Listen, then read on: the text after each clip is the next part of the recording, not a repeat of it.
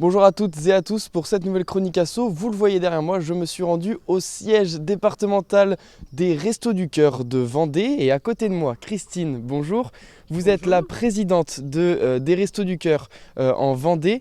Bon, même si tout le monde connaît finalement les Restos du Cœur, est-ce que vous pouvez un peu nous faire une petite piqûre de rappel? Quelles sont vos missions au quotidien? Alors comme tout le monde le sait, Coluche a démarré une formidable entreprise d'aide alimentaire.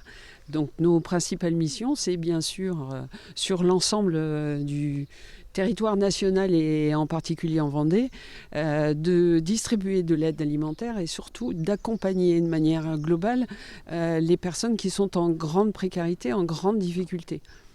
Et là, comme chaque année finalement, les Restos du Cœur font la grande collecte nationale qui a lieu le 1er, 2 et 3 mars. Comment les gens qui veulent donner peuvent donner? Alors comme tous les ans, les Français sont toujours très généreux et sont répondent présents.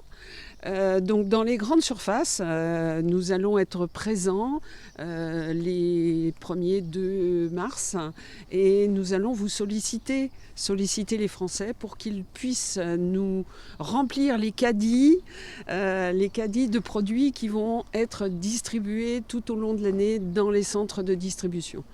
Pour avoir une petite idée en fait de tout ce que ça représente, en tout cas en Vendée, vous récoltez combien de tonnes de produits par an?